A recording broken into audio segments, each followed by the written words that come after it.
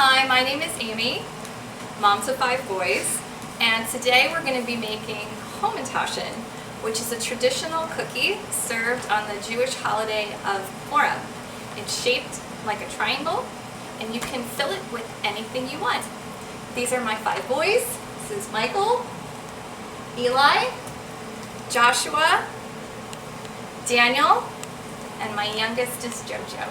The first thing I do is I'm taking vegetable oil and I'm pouring it into a big bowl. I'm using my silver bowls. They're easy, they're wide, and I can really get my hands in if I need to.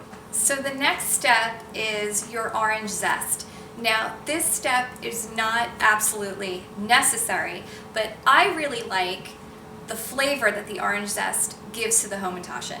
So you're going to take one orange is more than sufficient for this, cut it in half to make it easier for you to hold, and holding the sliced part of the orange, you're going to take a grater and you're going to grate the skin off the orange directly into your bowl. And you want to get about maybe a teaspoonful of orange zest to make sure you have enough in there. Our next step is adding vanilla. Now, I don't like to clean many things, so in order to stay efficient, I use the cap of the vanilla bottle as my measure for the vanilla. So just put the vanilla in the cap, dump it in the bowl, and there you go. Following your vanilla, we're going to add some sugar. This is a great step to get a kid involved. Grab a kid, scoop that sugar, and let them dump it in the bowl. So my Hamantashen recipe calls for 4 eggs, and I like living dangerously, so I'm going to crack my eggs right over the bowl.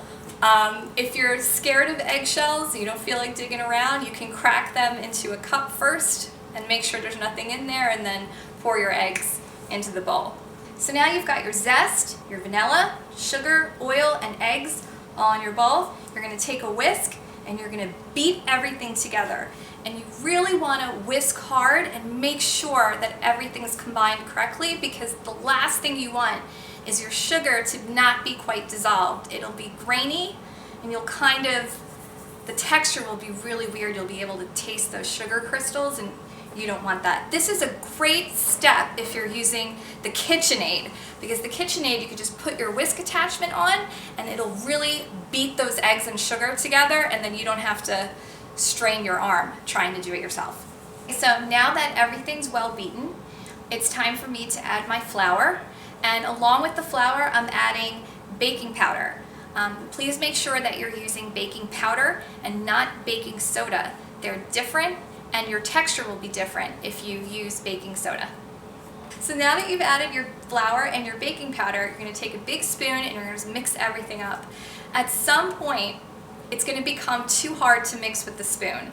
So this is where you're going to have to get your hands dirty. So you're going to have to take off your rings and get your hands in there and mix it up until the dough becomes smooth.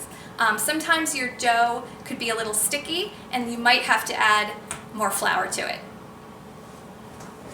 Now that you've got your smooth dough, you're going to flour your surface and roll out your dough. You want to make sure that your dough is thin enough to fold, but thick enough that the filling's not going to seep out of it. It's really a judgment call, but it's about the width, like the thickness of a quarter, if you could get it like that. Make sure your surface is floured, because the last thing you want is to cut out circles and them sticking to the surface and you're not able to put them on the baking tray. So now my dough is rolled out and I am going to cut out circles using my super professional plastic Paw Patrol cup. You might have another glass that you want to use, or you might be lucky and have a perfectly shaped cookie cutter that's big enough for a Hamantashen, but I find that a plastic kid's cup is really the perfect size for Hamantashen. So now you've got your circles and you're going to take the excess dough away, peel your circles off your surface and put them on a baking tray.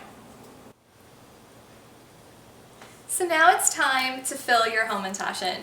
I use a lot of different flavors for this because I have 7 people in my family. 5 boys, 1 husband, everyone likes something different.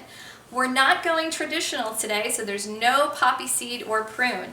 We're using apricot for my husband, my 9-year-old likes strawberry, everybody likes peanut butter and chocolate, and then we're also doing Nutella and my personal favorite, apple butter.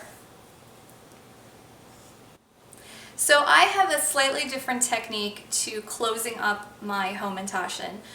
Most times you're pinching the edges together to form a triangle, but I'm actually going to fold it. So you can see that I'm folding one side over another at the top, and then I'm going to fold my bottom piece up. And then what I do is I sort of twist my ends a little to make sure that the Hamantashen stay closed. You definitely want to make sure your edges are sealed because your Hamantashen will open in the oven, and there is nothing sadder than open Hamantashen. And now it's time to bake the Hamantashen. We're going to bake them at 350 degrees for 15 minutes. Now this is where you need to watch the bake.